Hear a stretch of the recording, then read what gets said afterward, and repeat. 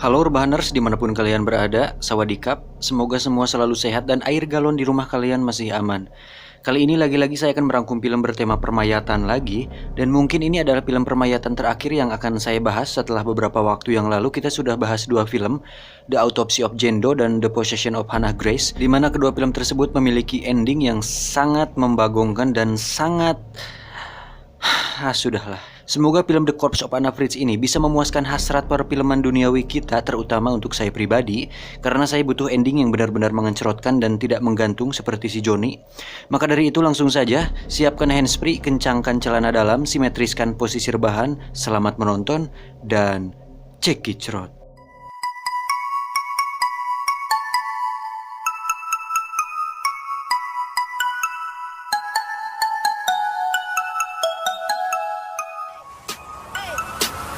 Get it when I get back.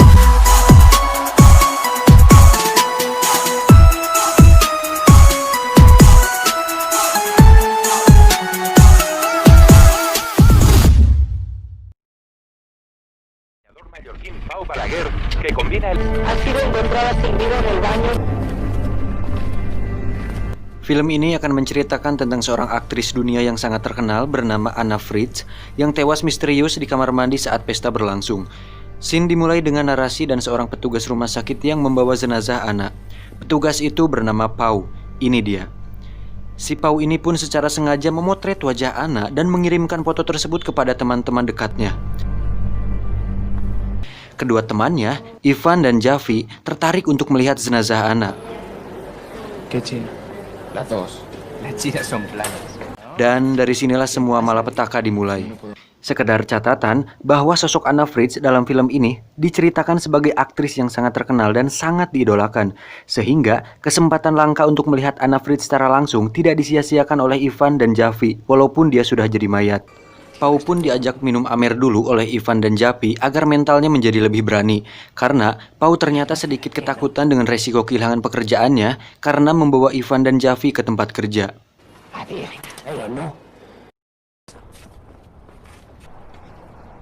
Un montón de papeleo y un senfa.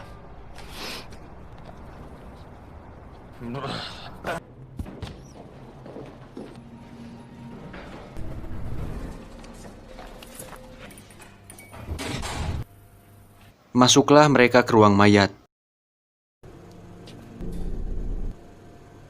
Saat kain dibuka, betapa kagumnya mereka bisa melihat Anna Fritz secara langsung. Lleva pocas horas aquí. Mira, Fritz. Ivan pun langsung meraba mountain-nya si Anna dan itu sangat gila. Mayat loh itu. Agar suasana semakin meriah, Ivan pun mengeluarkan narkoba yang sudah dia bawa dan mereka pun mengkonsumsinya. Setelah agak ngefly, Ivan pun kembali menghampiri mayat Anna lagi. Dan entah apa yang ada di pikirannya, si Ivan pun mengutarakan sebuah ide gila untuk melakukan pengenceritan kepada mayat Anna. What the fuck, man? Javi sendiri yang sejak awal ketakutan berusaha keras untuk tidak terlibat. Tapi, ia tak sanggup melarang keinginan kedua temannya tersebut. Akhirnya, Ivan pun melakukannya. No se la va a tirar.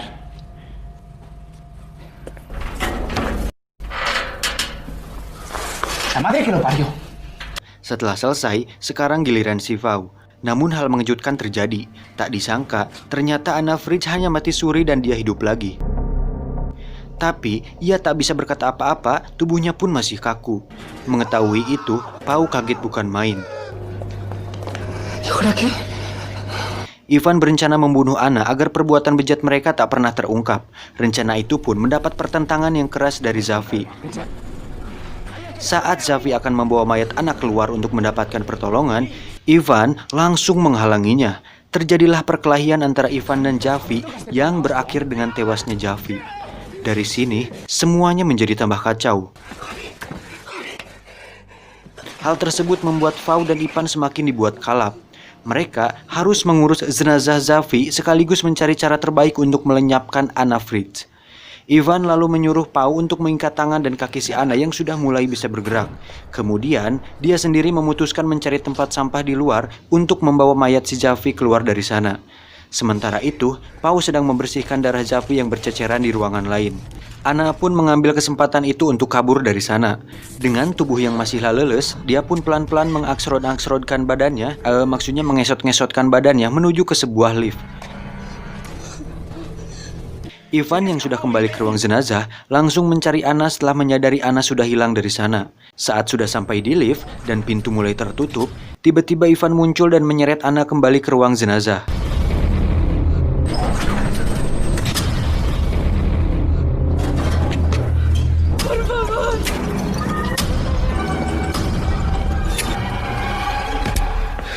Karena sudah kagok edan, Ivan pun menyuruh Pau membunuh Anna. Tapi, karena Pau pada dasarnya remaja yang soleh, dia pun tidak sanggup dan menolak perintah dari Ivan. Kemudian Ivan memaksa tangan Pau untuk membekap mulut dan hidung Anna sampai dia kehabisan napas. Ketika masalah si Anna sudah beres, Ivan pun membawa mayat Javi keluar dari sana. Pau kemudian merapikan dan membereskan pekerjaannya. Tapi saat dia akan pulang, tiba-tiba Anna batuk. Saat dicek, ternyata Anna masih hidup.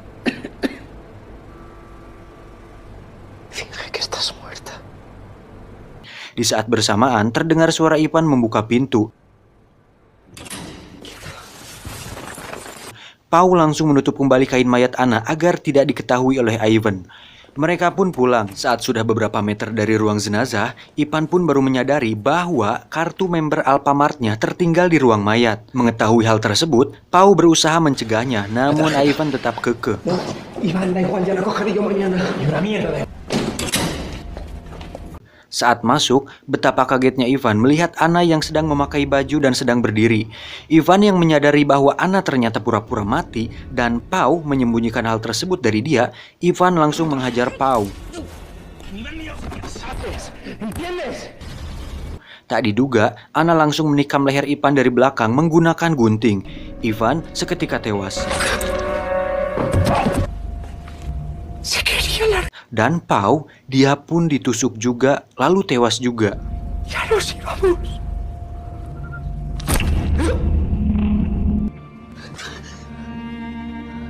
Terakhir, dia menusuk perutnya sendiri.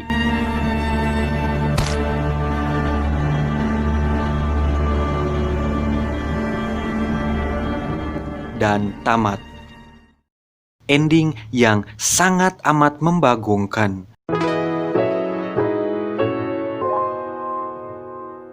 Rangkum film kali ini mungkin terasa singkat karena memang alurnya sederhana dan lebih banyak diisi dengan dialog antar pemain. Tapi terlepas dari bagus atau tidaknya film ini, banyak hal sebenarnya yang menjadi tanda tanya bagi saya pribadi. Di antaranya, bagaimana Anna bisa hidup lagi? Mungkin mati suri, oke lah bisa. 2. Bagaimana kondisi mayat yang hidup lagi bisa ngesot dan dalam hitungan jam sudah bisa berjalan dan berdiri? Secara medis dan ilmu kedokteran mungkin itu bisa saja terjadi. Oke lah, siap. 3. Ini yang paling membangsatkan. Mengapa Anna bunuh diri di saat ia telah memiliki kesempatan besar untuk hidup dan dia telah berjuang berkali-kali untuk hidup? Nah loh, apa karena dia merasa kotor dan tidak mempunyai hasrat untuk hidup lagi? Itu semua tidak dijelaskan dalam film. Dan menurut saya karakter Anna Fried juga tidak tergali dengan baik di film ini. Setidaknya Jendo dan Hannah Grace masih diberi clue lah di dalam filmnya. Tapi terlepas dari itu semua, pesan yang bisa kita ambil dari film ini adalah bahwa terkadang kesenangan yang bejat dan menjijikan dapat menjadi awal kehancuran. Bahwa perbuatan jahat hanya akan melahirkan perbuatan jahat berikutnya. Dan sejahat-jahatnya orang pasti jahat. Di sana mountain, di sini mountain, di tengah-tengah ada limban. Anda bingung, saya bingung, mungkin kita harus sebat. Saya John undur diri dari hadapan Anda, terima kasih, salam pengangguran Indonesia.